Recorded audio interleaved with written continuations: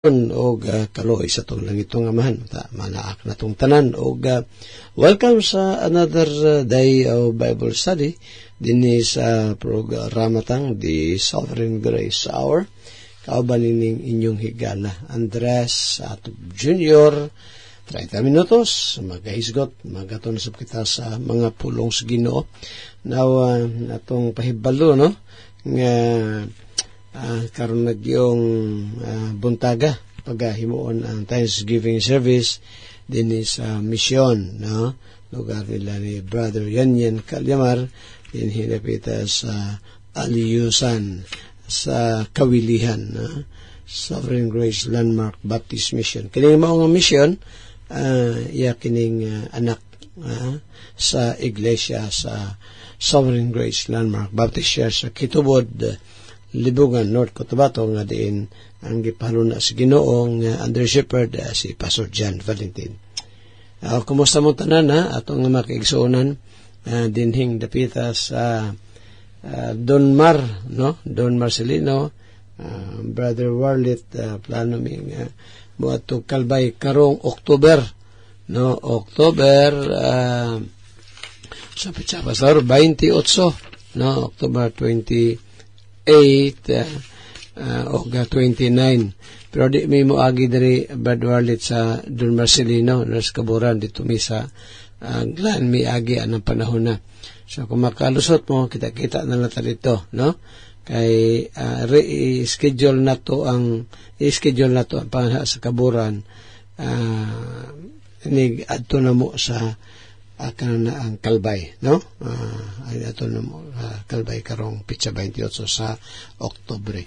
Okay, karon sa nga bulan sa Agosto Lord willing yata dia sa Bohol pitsa excuse me pitsa 21 no August 21 niya Pastor Roy 22 maghimutag Bible seminar dinhi sa Bohol.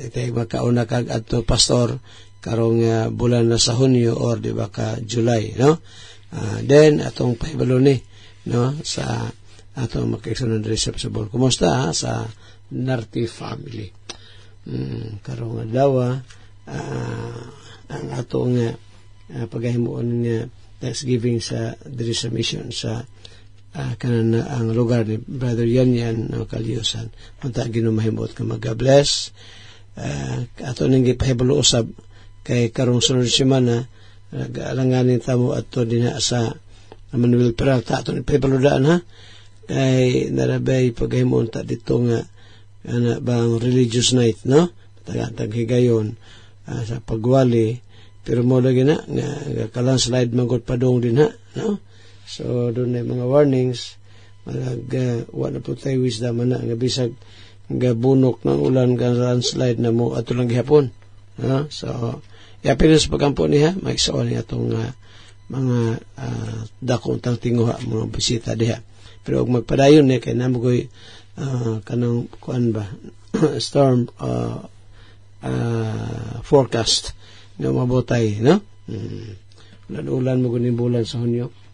Okay sige happy birthday day happy birthday karong adlaw wala no atong pahibalo kang Brother Romel Barmel okay ra ka Barmel karong ugmang adlaw no ugmang adlaw ang paghimuon nga kanabang serbisyo di sa Labon no atong gihangi si Brother Romel Mara nga mo yung bisita sa mission sa Labon unya sa kana na ang sa bato kung makalusot ka mas labing maayo kay malipay pa to sa si Brother Dexter no sa hapon.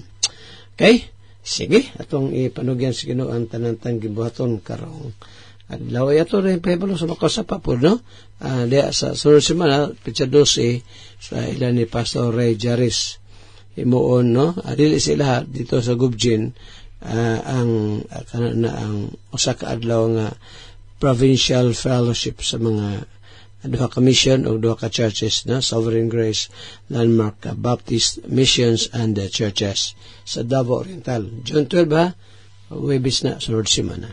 Sige magapray ta. Again, Father in heaven, niya kami duol sa imong mahal presensya aron nga pasalamatan og daigon kanamo o Dios. Gani Ginoo, akong pagampong nga i-bless ta mong giwaton even sa mga mission din ni sa Alyusan ang katigayon karong adlaw karong buntag ug Thanksgiving service. Bless Ginoo ang panagtigom basta na ibang mga pulong Ginoo nga mo pagatunan. Bless our Father bisan pa ang muna so this time sila sab nga nas balatian extend nimo Father God imong healing hand ya kanila. Amon nga prayer kanimo o Dios, pasalamat pagpanugyan. In Jesus name we pray. Amen. Amen.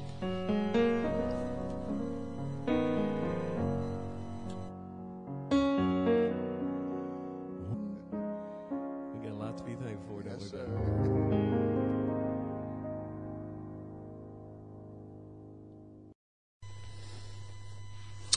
Amen, amen. Praise God, praise the Lord. Salamat sa maong mensahe sa awit.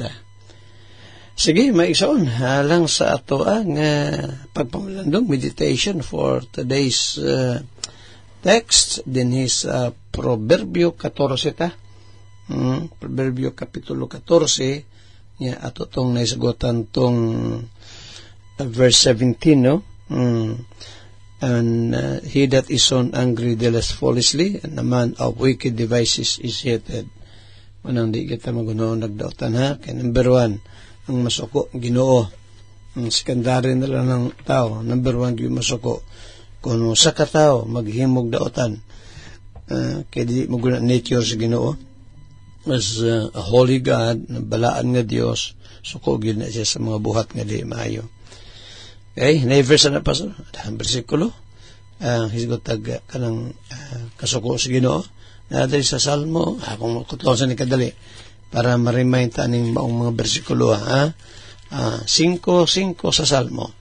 Mato pa din ni David, the foolish shall not stand in thy sight. Mga buang-buang, dili magkabarug sa mga tubangan, o Dios. Thou hatest all workers of iniquity. Silagan mo tanang ang muhat o kasalanan. Klaro, Salmo 5:5, tama yung stilis sa itong mind, no?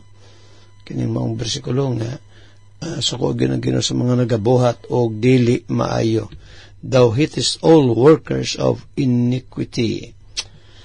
Now, napailaing verse 7:11, yun din God judges the righteous. Pag-hukman sa Ginoo mga matarong, laban na ginindautan.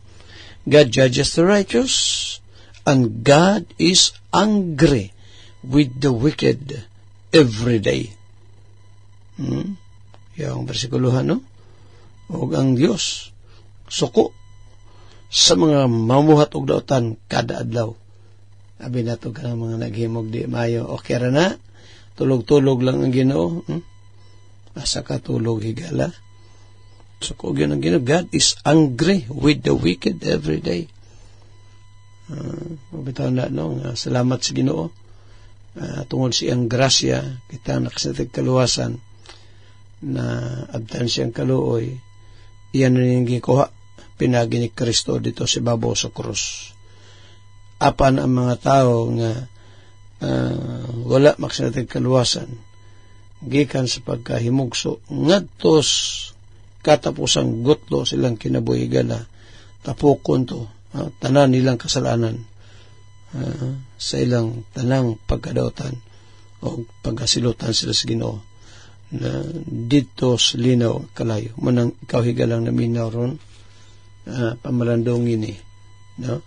Kung naakadiyas kinabuhi sa pagpagkasala, dili ni sulagma ni imong pagpaminaw ning ato nga programa. Agdahon ko ikaw, kay mao ni warning sa Biblia, nga ilha imo pagkamakasala, pastor, dako makay kung nahimong kalapasan, kasalanan, morning krimen akong nahimo, pasaylon ka ako sa Ginoo. Himdumin higala, Isaias 1:18, nga bisan unsa pa kapulang imong kalapasan, kasalanan, kadako sa imong sala, na ay pagpasaylo diha sa Ginoo. Pangaliya lang sa Ginoo, makipasaylo, tugan tanan mong sala ngadto sa Ginoo, unya hangad dangop kang Kristo, kay siya ang bugtong makahatag nimo kaluwasan. Iyo pa ni Christ sa Juan 6:37, ang tanan gihatag kanako sa manbuari kanako. ang buwari ka na ko, dili ko gayod iga sa likway. Napaigiingon ni Christ sa Juan 14:6, matod pa niya, ako ang dalan, ang kamatuoran ug ang kinabuhi. Walay makabot sa man gawas o pinagi nako. Nganlan mo siya Gisus, matod pa sa manulunda kang Joseph sa Mateo 1:21. Nganlan mo siya Gisus, kay siya magaluwas man sa iyang katauhan, gikan sa ilang kasalanan. Hangad diya sa Ginoo higala, alang sa imong kaluwasan. Now, direta sa amin ako muna adili, ako itong salmo kadali, makita dito bang sukog yun ang Ginoo sa mga muhat ug dautan. Direta sa verse 18, the simple inherit fully, but the prudent are crowned with knowledge. Dautan, no? Ngayon pa din ni Solomon sa itong gibasa, 14, versikulo 18, ang walay pagtagad, ano mo nang gitawag simple din mga foolish man nang giyon diri. The simple inherit fully, ang mga walay pagtagad makapanood sa binuang. But the prudent, taong maalamon, dili inibutan, kundi pasabotan ng prudence, ako na ginaingon, pasabot kini og maalamon.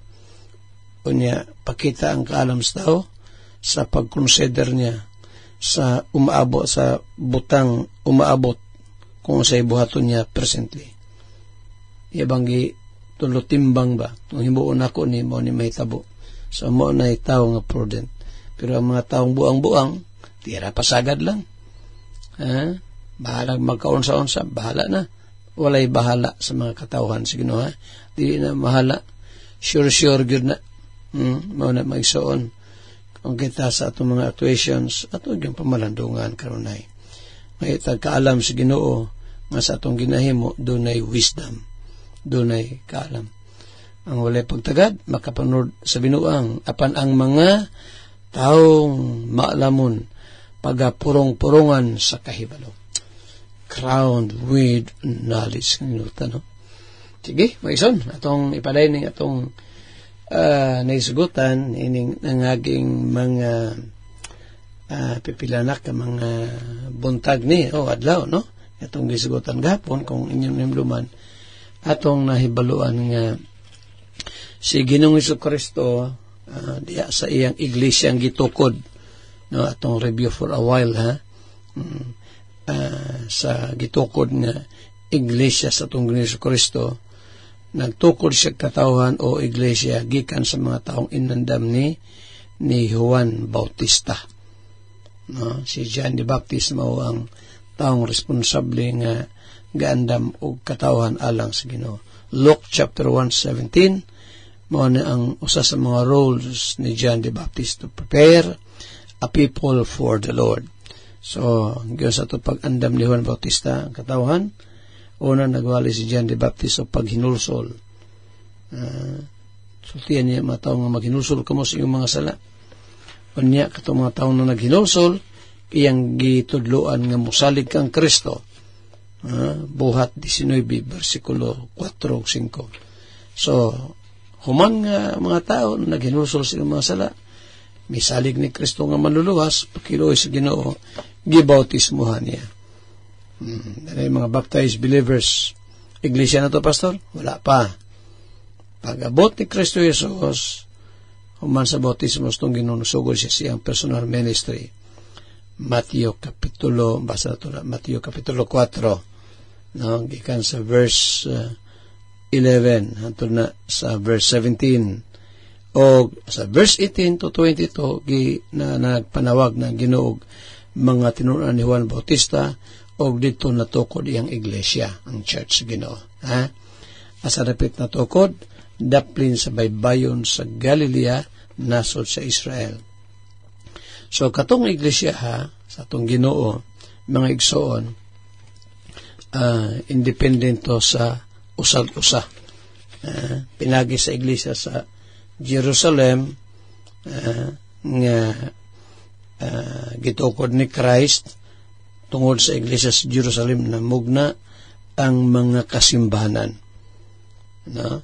Dito sa Antioquia, sa Syria, manang Antioch Church, sa ministry nila Apostle Paul being the missionaries of that local church, no? Antioch Church. Acts 13 verse 1 to 3, gipadala si Apostle Paul o si Barnabas, gi-send out sila, no? Gi-send out sila sa mga iglesia. O tungod niya nangatukod ang daghang kasimbanan, lakip na diyang Korinto. Niya kini mga simbanan ni independent sila maigsoon. Wala ni sila gawngi o wala ni sila manghilabot sa matag usa ka iglesia. Doon na ito independency of its local church. Pero nagpakitabang sama sa na-mention ako, doon ay problema sa Antioch Church. Huwag mo nitong gisgutan gahapon, no? Na problema sa Antioch Church. So, ang nahitabo, nagpakitabang si Apostle Paul o si Barnabas o ang iglesia sa ilang mother church nga mao ang Jerusalem Church. Mao ni ato ang isgutan bi atong tanawon kadali. Sa Buhat Kapitulo 15, yan ay problema na, Pastor. Sabi na ito, walay nasi ating problema ang churches na, yun. Nila, Buhat Kapitulo 15, niya, verse 1, ingon din apan dihay mga tao nga nahilugsong gikan sa Hudiya, nga na nagpanudlo, nga nag-ingon sa mga kaigsuonan, gawas kon matuli kamo, kasirkunsidahan, pagtuli, no? Masircumcise ba? Physically. Sumala sa batasan ni Moses, dili kamo arang maluwas, tanawara, giapil ng pagtuli kaluwasan. So, nanay mga, kisa man yung matawan na, Pastor? Mga kuan gikan dito sa Jerusalem. Dili niingon nga mga laing tao, kundi sa iglesia ni.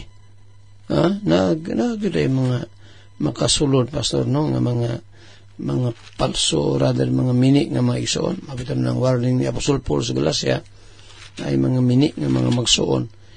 Kabalo ka nga yun ako nga kining certain men sa English, no? Acts 15:1, and certain men which came down from Judea told the brethren, said, except ye be circumcised after the manner of Moses, you cannot be saved. Kabalo ka kasi ng certain men din kapila ka mga tao. Tawan nyo ang verse 24. Si James masagoy gasulti ni, yes, si James ang gasulti yan ang pastor sa mga iglesia kanito sa Syria, sa Antioquia. No? Sa Jerusalem ni. Yara, verse 13. And after they had held their peace, James answered, saying, men and brethren, hearken unto me. Ako na ni, si James ang gasulti. That time, dumala sa iglesia sa Jerusalem. Verse 24, for as much as you have heard that certain which went out from us, so gikan sa Jerusalem Church, nang gawas gikan sa ilaha, mi adto sa Antioch Church, nagsamok-samok dito. Silang gisamok, nagpanudlog mga sayop nga pagturunan, nga gawas daw, nga matuli, dili maluwas. Mausap ng nahitabo maigsoon, bisan pa sa Davao, na atay mga missionaries, nagpanudlo, na ito gitudlo, nagpanudlo nga kung dili daw makatuo sa tulip, pero tuotag tulip tulip doctrine, di daw na klaro ang kaluwasan, naghihimo nila nga maigsoon Savior ang tulip doctrine. Dili ito na manuluwas ng tulip doctrine. Ang manuluwas si Kristo, ang manluluwas si Kristo, dili ang doktrina. Si Kristo maoy manluluwas, dili ang certain doctrine higala. Way laing Savior, only and only the Lord Jesus Christ.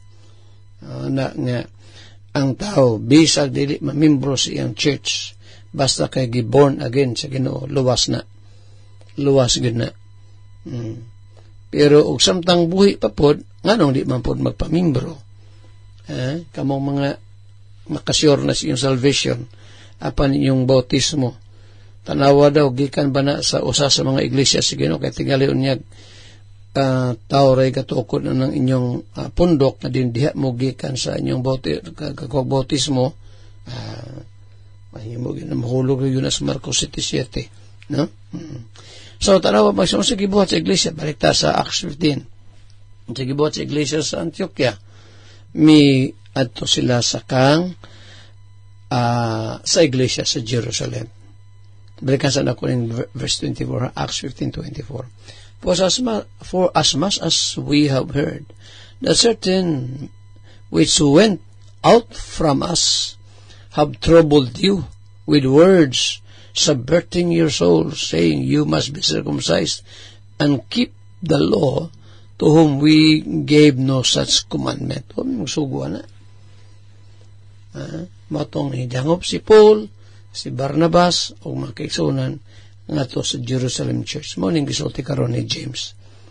Asang dapita pasol nga hidangop sila. Verse 2, Acts 15, buhat 15, versikulo 2. Sa diha, ingon din kaya naalagi mga nagpanudlog mali dito sa Antioquia, gikan sa Jerusalem Church, nga mga minik nga mamagsuon, yung padali sa versikulo 2, buhat 15:2. O sa diha nga tali kanila, o kang Pablo o Bernabe, nahitabo ang usa ka dili jutay panagkabangi o panaglalis. Wa man ni Pablo, okay raman na, ginagmay raman na, asa ka ginagmay, magyod, nakibatok yun si Paul o si Barnabas. Wa sila musugot nga ang heresy makasulod diya sa ilang taliwala. Sumotong ning dangop sila dito sa Jerusalem Church. Tanawa, si Pablo o si Bernabe o ang pipila sa uban, hindi pa nagtudlo aron sa pagtungas sa Jerusalem. Excuse me, sa pagpakikita sa mga apostoles o sa mga ansyano, bahin nining gikalantugian. Wala mo kamin ang Jerusalem Church hantod nga dunay gikan sa ilang church sa Antioquia nga nagpakitabang kanila o sa pamikamin ng Jerusalem Church, di ba? Sila si Paul o si Barnabas o mga kabanan mo ini ato dito sa Jerusalem Church, nagpakitabang sila. Verse 3, o pinagikan sa iglesia sila may baktas agi sa Phoenicia o Samaria, din gitaho nila ang pagkakabig sa mahintil o nakahatag sila dakong kalipay sa tanang mga kaigsuunan dito. O sa paghiabot nila sa Jerusalem, gidawat sila sa iglesia o sa mga apostoles o sa mga ansyano o gilang gitaho ang tanang gibuhat sa Dios sa iyang pagpakig-uban kanila. Apan, verse 5, apan dihay mitindog nga mga magtotoo nga mga sakop sa pundok sa mga Fariseo o maingon kinahanglan gayon nga sirkunsidahan ang mga hintil na nagpanuo o suguon sila sa pagtuman sa kasuguan ni Moises. Dito na sulod na sila si Pedro, sila si Santiago nga nagmaymay kanila. Akong gustong ipasayis mo igsoon, no? Dere sa ato ang paghisgot may tukod ng church history. Dito pa sa panahon sa panahon sa mga apostoles, sugod na dito ang pagpanudlog sayop, no? Na mga taong kapanudlog sayop ng doktrina. Hinggrabe pag ito maigsoon. Pag-abot na sa 2nd century, 3rd, 4th centuries. Pag mo nito padayon maigsoon gihapon, ito paghisgot sa kasaysayan sa kasimbanan sa Ginoo sa Kristo. At ay oras, salamat sa panahong gihatag ka na ito sa Ginoo. Again, higala kung wapakasunod kaluasan, magiunog ko kanimong ilha yung pagkamakasala. Why lain? Wala gilain na makaluwas nimo. Only and only the Lord Jesus Christ. Come to repentance and trust Him as your Lord and personal Savior. Hantod ugma, samang takna, sa mga istasyon, inyong higalas kahanginan. Andres Atob Jr. Manamilit, mag-aingon ng Diyos, magapanalangin kanatong tanan. Daghang salamat. Og kaloy sa tong langitong amahan manaak na tong tanan og welcome sa another day of Bible study dinhi sa programa tang The Sovereign Grace Hour. Kauban ining inyong higala Andres Jr. 30 minutos magahisgot magaton sab kita sa mga pulong sa Ginoo. Now atong pahibalo no nga karon nagyong buntaga paghimuon ang Thanksgiving service dinhi sa misyon no lugar nila ni Brother Yanyan Calyamar dinhi napita sa Aliyusan. Praise God, praise the Lord. Salamat sa maong mensahe sa awit. Bino maison latong ipadayon ang paghisgot mahitungod nining church sa atong Ginoong Kristo. Pansadi pa din ato di ay meditation for today. Again, that will be taken from the book of Proverbs. Sige, please turn your Bibles. Proverbio Kapitulo 14. Gahapon, ato itong gisigutan tong verse 17, no? He that is angry dealeth foolishly. So, ipakita lang sa kabuang kung ang tao dali rang masuko. Pwede masuko ha, tagalig nga ma-misinterpreta nga pwede masuko. Pwede, pero kanang dunay rason sa pagkasuko. Labi na sa mga buhat nga daotan, dapat kita na di malipay. No?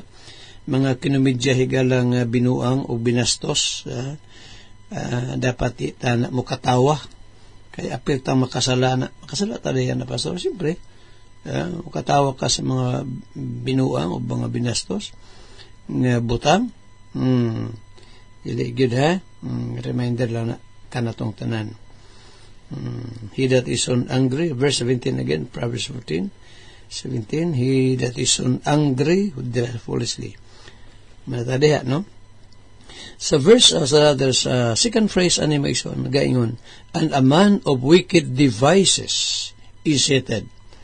Ang tao daw higalang una-una bitag mga butang di maayo dautan siya kasilagan is hated.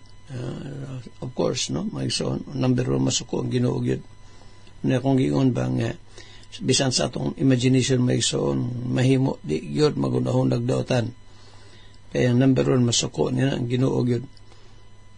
Nya kana ba yung mga plano nga dautan narabay puruhan maigsoon nga itugot na si Ginoo. Itugot na siya ng mga planong di maayo. Tugot na niya. Unya, kasi mag-suffer, kasi mag-antos. Kita ang maghimo niya na. Ako na kaunang ginakutlo ng 11 sa Proverbio, di ba? Verse 27, manamatanig discuss, no? Pero atong sublion ni, aron nga mapahimduman na sabta. Proverbio 11:27, he that diligently seeketh good procureth favor. Siya daw nga masing kamutong pangitag maayo, makakaplag og pabor. But he that seeketh mischief, but he that seeketh mischief, it shall come unto him. Siya daw nga nagapangitag mga kadautan, mudangat ka na ngato kanya. So, never kitang magulong nagdautan ha. Kaya kita ra po mag-antos kung itugot sa Ginoo. Gani atong prayer maigsoon maong unta dili ta itugyan sa Ginoo. No? Dili unta na mahitabo nato. Ato ginang prayer kada adlaw higala, no? Kabaton tagkahadlok diha sa tong kasing-kasing ngadto sa Ginoo aron dili ta dili makasala. Sige, maigsoon natatas sa atong padayong paghisgot biyaan nato ni gahapon katubang simbahan sa atong Ginoo panahon sa Dark Ages, mangiob nga kasaysayan nga naman to pastor tungod lagi sa grabe kayong pagpanlutos. So di ta atong i-review kadali ha, di ta malimot nga si Christ sa iyang personal ministry na tukod sa iglesia. Unya kining katawhan nga gihimo ni Christ, o kining pundok nga gitukod ni sa atong Ginoo sa Kristo, gikuha niya gikan sa mga taong indandam sa pinakaunang nga baptist minister nga mao si John the Baptist. So gikan niya itong mga giandam ni Juan Bautista nga katawhan, mga bautismado ni Juan Bautista, niya mga siyempre mga linuwas, gawas lang kang Judas Iscariote kayo mga maluwas sigala.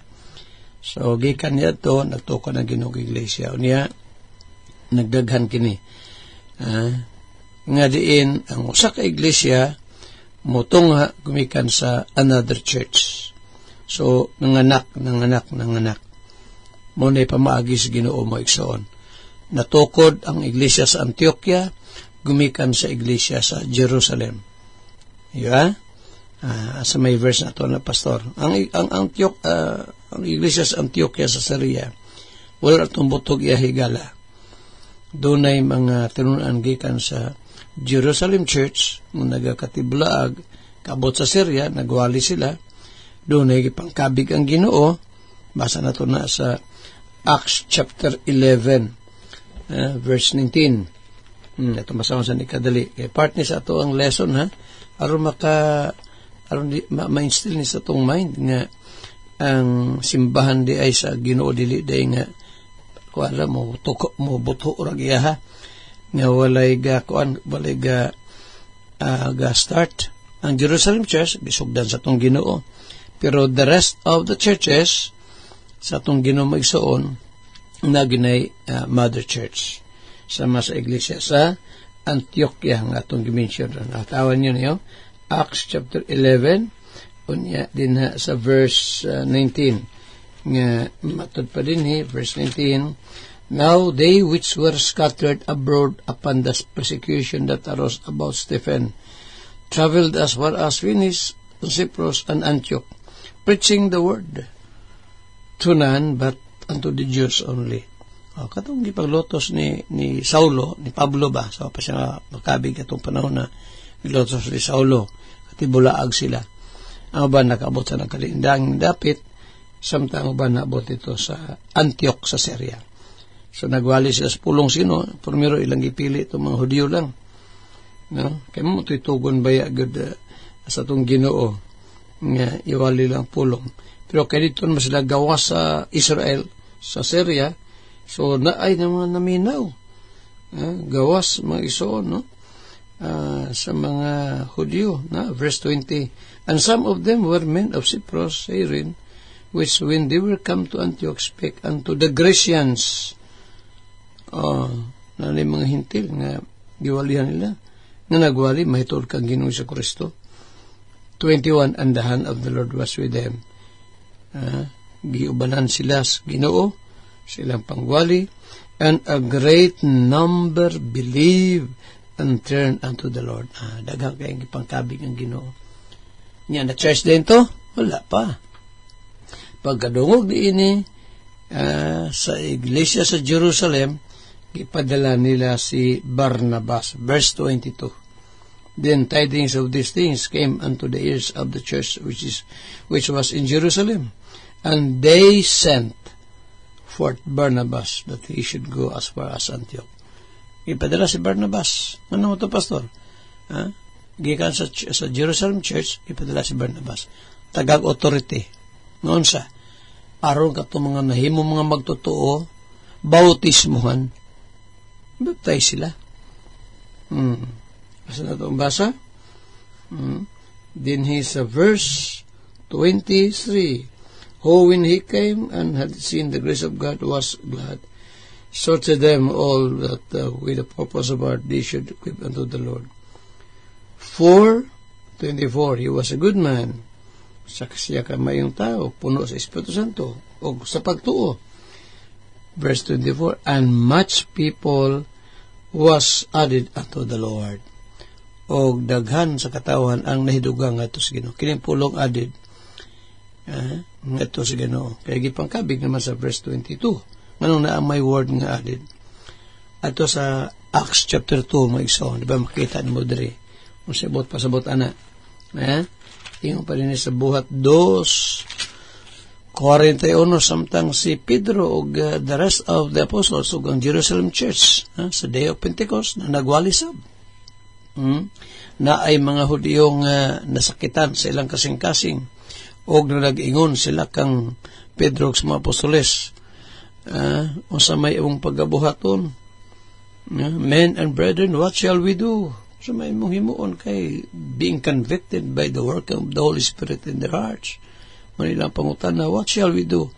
Then Peter said unto them, matubag ni Pedro, repent and be baptized, every one of you, in the name of Jesus Christ, tungod sa kapasayloan sa iyong mga sala. Dili kay aron ha, kundi for the remission of sins.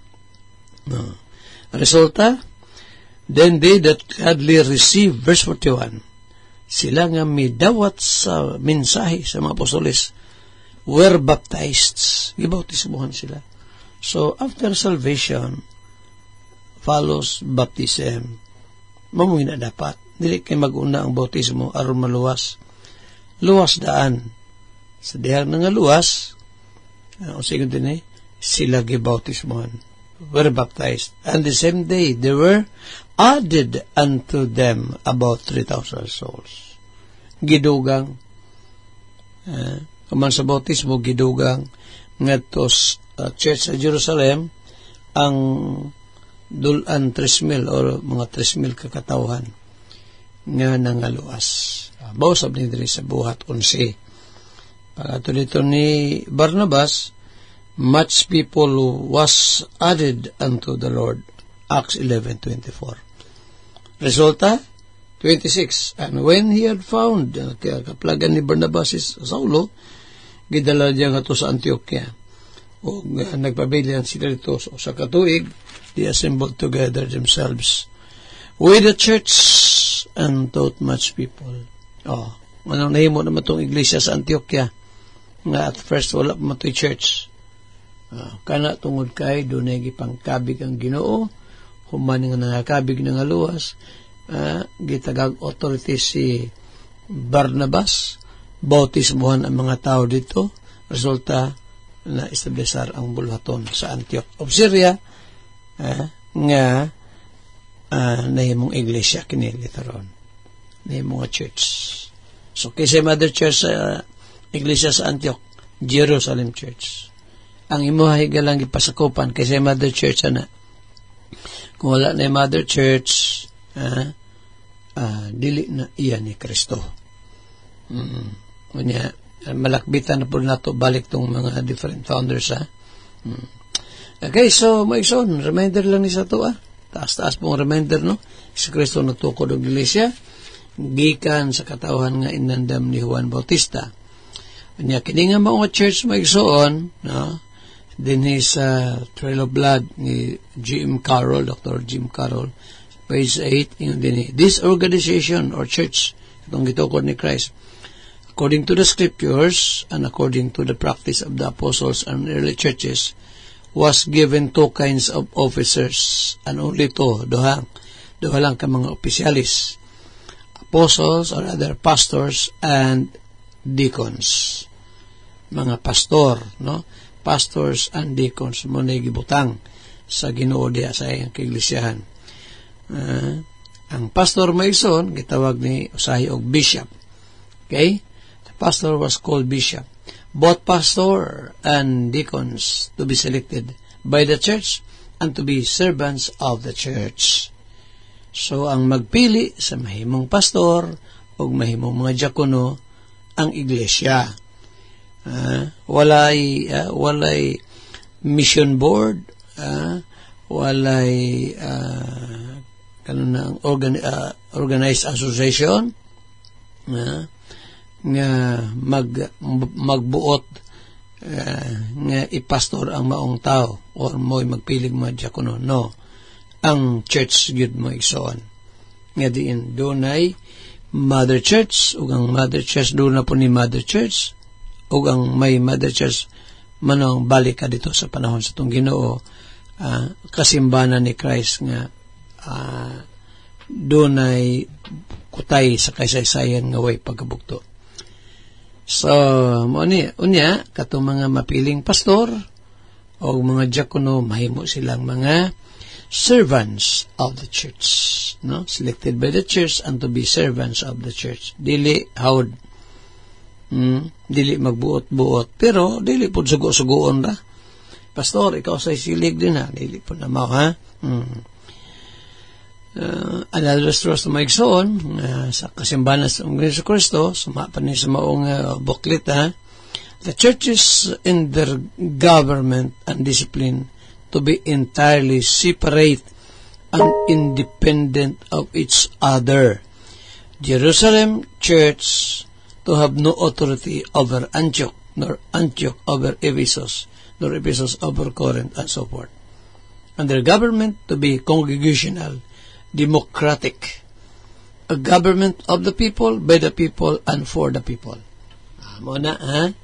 So, suma pa din sa maong kana na ang libro ni J.M. Carroll, Trail of Blood, nga ang kasimbanan sa Iglesia Cristo. Pastor, pareha lagi magdoktrina ni J.M. Carroll. Di magkapariha nga ang atong mother church, ang Berea Baptist Church nga gidumlaan kaniya to sa buhi pa to si Pastor Cockrell. Siyempre, gatres magyug history. Balik na to sa itong Ginoo sa Kristo. Mabito na nga kita magbasa tag mga libro katong mga sinulat sa mga bantugang mga tao. Kung mag-base ta sa libro. Number 1, basahan na to sa Bible, no? Of course, sa Biblia. Ang walay bugto kasi science ng Ginoo. Then supported by historical evidences, mga pagpamatuod sa history. Mao ni. So, sige ingon din ni Dr. J.M. Carroll, maigsoon nga ang kasimbanan ni Ginoong Kristo alo na sila kaugalingon nga panggobyerno o pagdisiplina sa mga members ani, no? Independente sama sa Jerusalem Church. Wala siya authority over sa Antioch Church, adiyang na-organize katong maong church. Ang Antioch Church dili kay labaw po sa mga sa iglesia dito sa Ephesus. Lorong iglesia sa Ephesus, sa iglesia sa Corinto. Independent ang set-up sa kasimbahan ng Iglesia Cristo. Pwede magpakitabang ang usa ka local church atong Ginoo sa another kauban nga church, pero dili gid pod magbuot. Sama sa tuwa, no? Ang Davao Church organize man ang pastor sa lakop sa Metro Manila dito sa Novaliches. So di ta pwede kabuot sa ilahang pamaagi. Sila po dili po kabuot din ito o kanang atong mga missions under pa na sa supervision sa atuang dili sa atong mother church sa Davao. Pero sa diha nga ang atong mga missions tanaw na to nga makabarog na doctrinally, pwede nang ay kuan kung sa pamilya pa, sa mga anak pa pwede na magminyo. Pagkaminyo sa itong mga anak, dili na ta pwede manghilabot kay may sariling pamilya na sila. Sama sa mua, nagminyo naman si Bimboy o si Charis, di na may pwede manghilabot. Di sama sa kang Limuel nga niya pa masilimuel sa mua, wap maminyo. So kuan pa, no? Na mi permi mga reminders siya Lem, manilem. Asa naman ka Lem? Papamikagawa pa ko gawa sa pisina pa. Ana ba? Pero kang Bimboy, di mangita kang Bimboy. Kaya mangita siya kung maglakaw, iyang asawa. Si Charis o si Charisab, no? Sila na mawi magkinutakay na. Kami, di namin labot sa ilang pamilya. Gawas lang kung mangayo og panguna-una or mga suggestions. Di na pa mo kamin. Musab sa kasimbahan ng Ginoo. Tanawa, example maigsoon, ang iglesia sa Antioch na problema. Nagproblema ang iglesia sa Antioquia. Narito si Apostol Paul. Narito si Barnabas. Karon doon na mga nagpanudlog hiwi nga pagtulunan. Na kung dili daw matuli, circumcise, o dili tumanon ang mga balaod ni Moses, di daw sila maluwas. May mga nagapanudlo. Asa na ang basa, Pastor? Niya sa Acts chapter 15. Pero ang mateoras, ato na pa rin ugma. Ngayon, sa palayan mas pagsunod niya ito nga programa. Higala, ikaw karon sa imong pagpaminaw, papanin mo sa nating kaluwasan. Ay misay, come to repentance, trust Christ as your Lord and Savior. Hantodugma sa among takna, sa mga istasyon, inyong higalas kahanginan, Andres Atob Jr. manamilit, magaingon ang Diyos, magapanalangin kanatong tanan. Daghang salamat.